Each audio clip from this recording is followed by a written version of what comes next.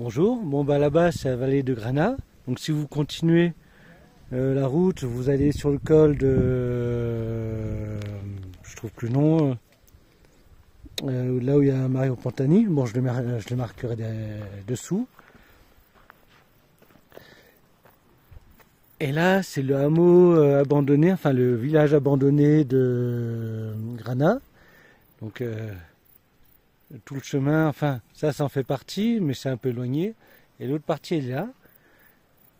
Donc je vais aller aux premières habitations et je continuerai la vidéo, j'expliquerai un petit peu. Et très beau village typique du coin, avec ses toits en pierre. Bon allez, on y va.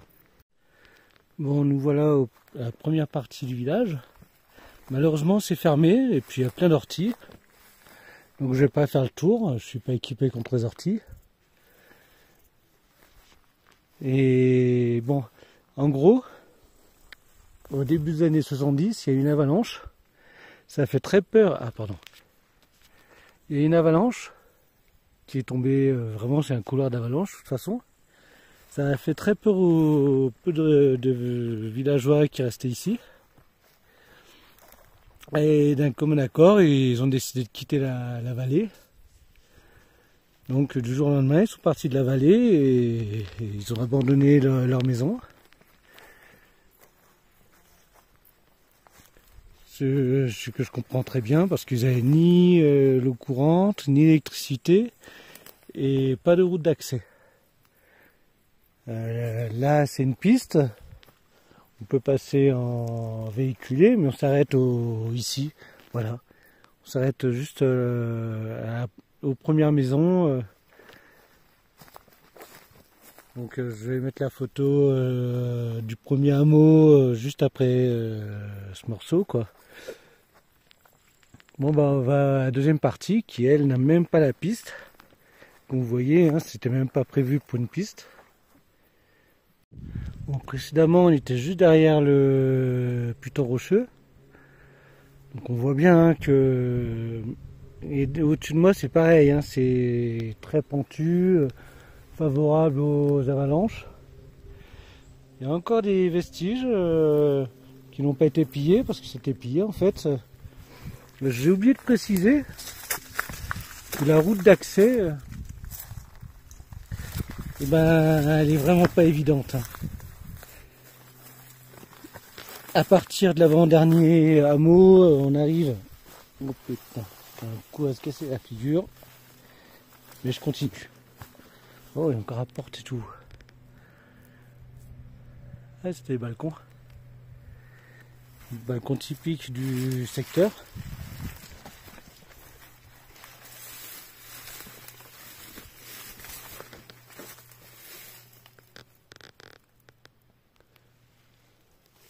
Certainement la bergerie. Il y a des restants de tesson de bouteille de Marie-Jeanne. Et là, belle voûte. Une cheminée. Un petit lavoir.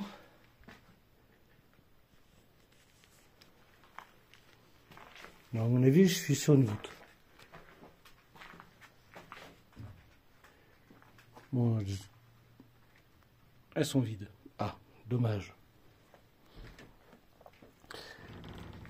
Le temps faisant son œuvre, très vite, ces bâtiments vont disparaître, ce qui est très très dommage.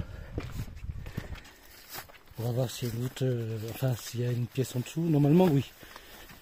En tout cas, il y a déjà 2 étages au-dessus de moi. C'est des maisons à 3 étages. Encore à la voir. Il y a de l'eau en plus dedans. Petit robinet, sympa. Oh putain, j'adore les orties. Généralement, pardon, généralement, quand le toit tombe, les murs sont pas loin de tomber aussi. Oh putain de ortie de merde. La bergerie. Il y a là un tonneau, dommage, et puis il est cassé. certainement pour le fourrage. Et là, ils mettaient la nourriture pour les animaux. Allez, on va continuer. On va peut-être même mettre pause le temps d'arriver à la seconde baraque. Mais bon, il n'y en a pas beaucoup, mais bon. Moi, je suis dans la partie supérieure de la maison. Enfin, du groupement de maisons.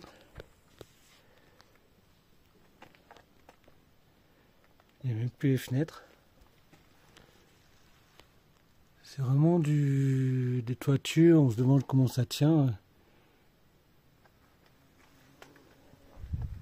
C'est un peu comme un granit les toits. Enfin, le dessus. Le dessous, je crois pas. Quoique ça doit pas être loin de ce système-là.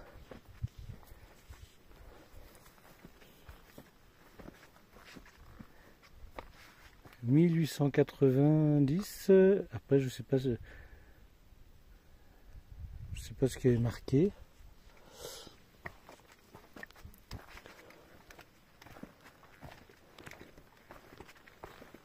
Bon, je rentre pas vraiment dedans. Vous voyez, encore un lit. Une table super bien, en bon état. Et encore les draps d'époque. Bon, si vous voulez, vous pouvez rentrer et aller sur le balcon, mais moi je vous déconseille un peu. Et c'est dingue parce qu'ils avaient gardé des fagots. Donc ils ont vraiment quitté du jour au lendemain, sans une main devant, une main derrière, sans avoir vraiment prévu de partir.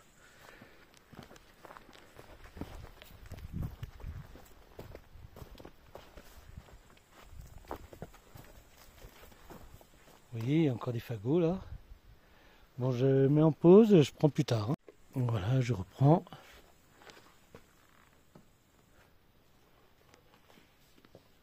C'était pour la soirée SM.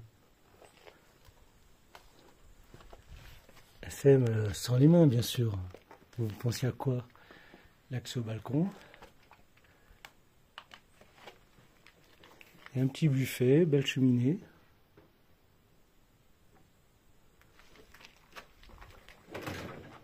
Un petit banc. On va continuer. Ce genre de truc, c'est très intéressant. Ça me parle. Je vois pas à quoi ça sert, mais ça me parle, ce genre de truc. Bon, allez, on va continuer.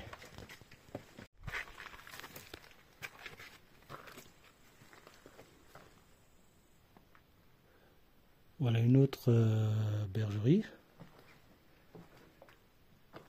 Donc la mangeoire qui est au fond. Très belle mangeoire. On va continuer. Hein. Et il reste le seau. Il est percé. Allez, on continue. On va faire une autre maison. Je suis tombé sur des Italiens. Ils m'ont dit que le village, il y a quelques années, il était encore vachement beau. Très bon état. Et que très vite, entre les intempéries, les chutes de neige, parce que à mon avis maintenant les avalanches ça pose plus de problématique que ce soit, et plus personne s'en occupe vraiment quoi.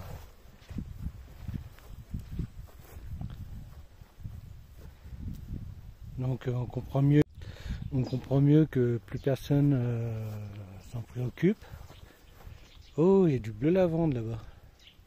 Sur les murs. C'était un mur qui était peint. Moi, je viens précédemment de ce côté-là et voilà, je continue. Il paraît que je parle trop dans mes vidéos, mais de l'autre côté, je donne aucune information dans mes vidéos. Alors, c'est très compliqué. Il y aura toujours des mécontents. On voit pas le bleu lavande là comme ça. On soupçonne des taches bleues un petit peu partout sur le mur blanc, mais en fait c'est la poutre qui cache quoi. Je sais pas si c'est un liseré, je vais essayer de voir un peu plus loin. Vous voyez, il y a encore des habitations en dessous. Oh, ça glisse. Ah, là, on voit le liseré.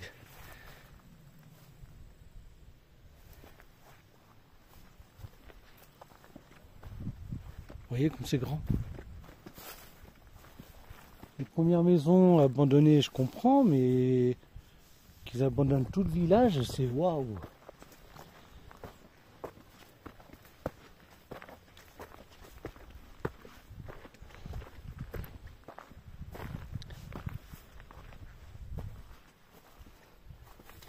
Plus de toit.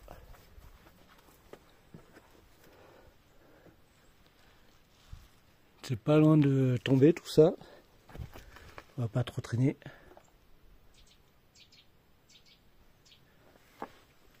Hop.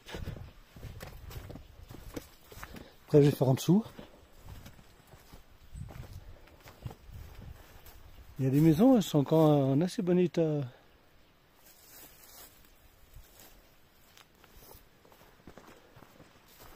Là c'est vraiment la partie haute.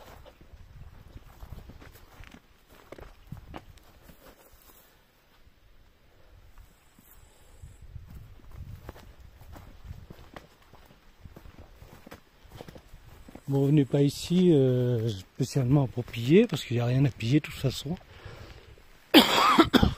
Et du fourrage. Donc là, visiblement, c'est style un grenier à figues pour faire sécher le foin, les... Ouais, c'est ça, ils avaient mis du foin à sécher. Quelque chose au-dessus, mais on n'arrive pas à voir. On peut voir par là. Non, il n'y a que par là qu'on peut le voir. Ah, il y a une porte là-haut. Ah, mes copains sont sortis. Oh non.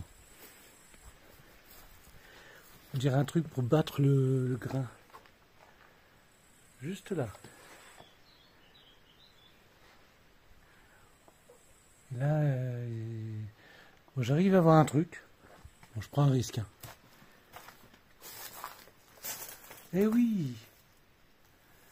Oui, c'est pour le grain, ça.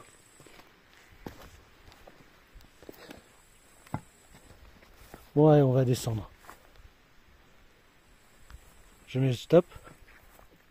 Bon, là, je suis pratiquement en dessous du village.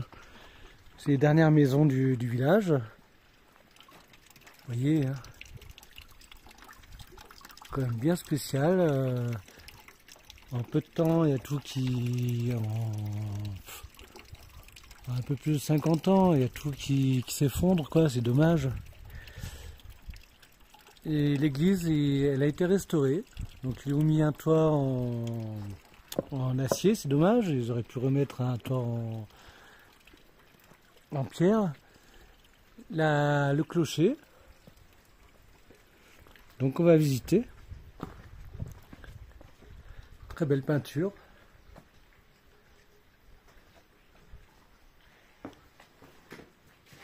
Vous voyez, elle était bel et bien en pierre à l'époque et maintenant c'est ça. Je ne l'ai pas pris en photo, je ne l'ai pas pris en vidéo, ça ne servait pas à grand chose quoi. On voit bien que ça a été complètement restauré.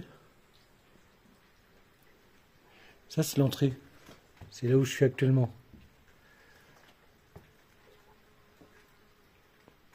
Bon bah merci à ces passionnés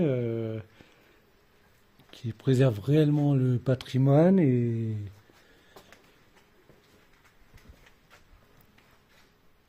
il y a même un étage. J'ai vu qu'il y avait un bâtiment adjacent derrière. Bon, je vais pas monter. Hein. L'hôtel. En tout cas, les peintures elles sont bel et bien anciennes, quoi. Une lavande.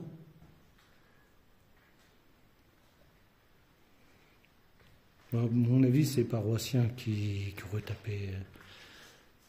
Dommage qu'il n'y a pas de deuxième. J'aurais peut-être eu des belles chaussures pour la maison.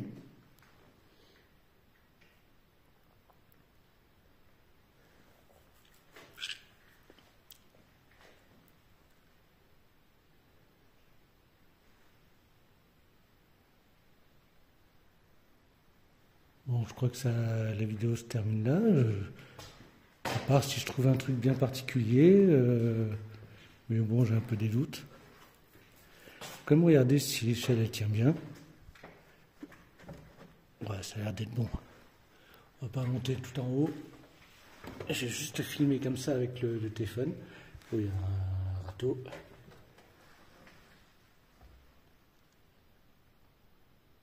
Ouais, un exceptionnel, hein. De toute façon, c'était sûr. Il y a bien longtemps qu'il n'y a plus personne ici. Et les pilleurs, ils ont déjà tout pris.